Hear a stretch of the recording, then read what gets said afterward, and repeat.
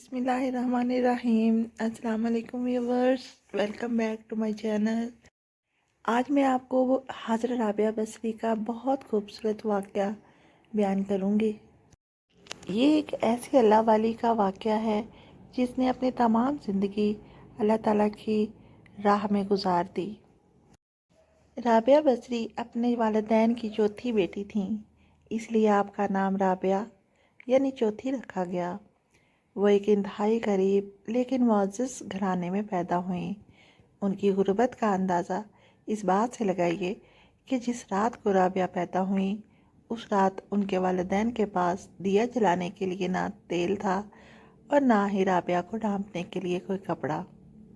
آپ کی والدہ نے آپ کے والد سے درخواست کی کہ پڑوسیوں سے ذرا سا تیل لے آئیں تاکہ دیا تو جلایا جا سکے۔ آپ کے والد نے اپنی ساری زندگی اللہ کے سوا کسی کے سامنے ہاتھ نہیں پھیلایا۔ وہ پڑوسیوں کے گھر تک تو گئے بیوی کے کہنے پر، مگر وہاں جا کر مانگ نہ سکے اور خالی ہاتھ لوٹ آئے۔ کتابوں میں لکھا ہے کہ رات کو رابعہ بصری کے والدین کو خواب میں آپ صلی اللہ علیہ وآلہ وسلم کی زیارت ہوئی اور آپ صلی اللہ علیہ وآلہ وسلم نے رابعہ کے والد کو بشارت دی کہ تمہاری نومولود بیٹی اللہ تعالیٰ کی نیک بندی ہے اور اس کے ذریعے کئی مسلمان راہ راست پر آئیں گے۔ تم جاؤ امیر بصرہ کے پاس اور اس کو کہو کہ تم ہر روز رات کو 100 مرتبہ اور جمعرات کی رات 400 مرتبہ درود کا نذرانہ بھیجتے ہو، لیکن گزشتہ رات کو تم نے درود شریف نہ پڑھا، لہٰذا بطور کفارہ کے 400 دینار یہ پیغام پہنچانے والے کو دے دو۔ رابعہ بصری کے والد اٹھے اور امیر بصرہ کے پاس جا پہنچے۔ اس دوران آپ کی آنکھوں میں خوشی کے آنسو جاری تھے۔ جب امیر بصرہ کو رابعہ بصری کے والد کے ذریعے یہ پیغام ملا تو وہ بہت خوش ہوا کہ وہ آپ صلی اللہ علیہ وآلہ وسلم کی نظروں میں ہے۔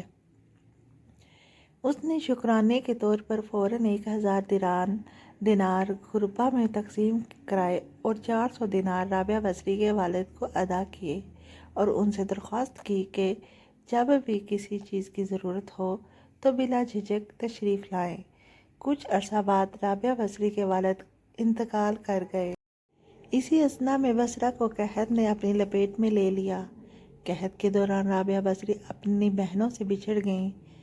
رابعہ بصری ایک قافلے میں جا رہی تھیں کہ قافلے کو لوٹ لیا اور ڈاکوؤں کے سرغنہ نے رابعہ کو اپنی تحویل میں لے لیا اور رابعہ کو لوٹ کے مال کی طرح بازار میں لونڈی بنا کر بیچ دیا۔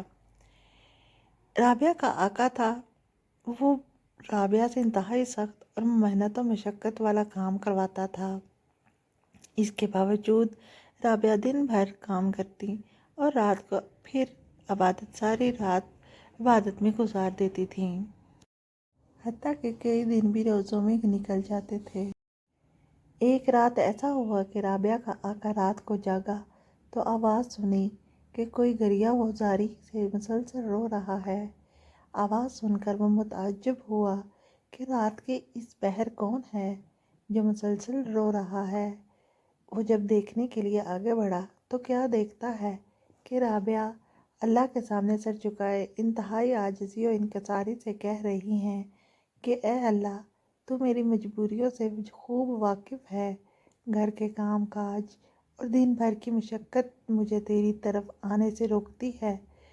تو مجھے عبادت کے لیے پکارتا ہے، مگر جب تک میں آتی ہوں تو نمازوں کا وقت نکل چکا ہوتا ہے، اسی لیے میری معذرت کو اپنی بارگاہ میں قبول فرما اور مجھے معاف فرما۔ اپنی باندی کا یہ منظر اور یہ کلام دیکھ کر وہ اللہ کے خوف سے لرز گیا اور کہنے لگا کہ ایسی عبادت گزار باندی سے خدمت کرانے کی بجائے اس کی خدمت کرنی چاہیے، اسے آسانیاں دینی چاہیے۔ صبح ہوتے ہی وہ رابعہ کے پاس آیا اور معذرت کر کے اپنے فیصلے سے آگاہ کیا۔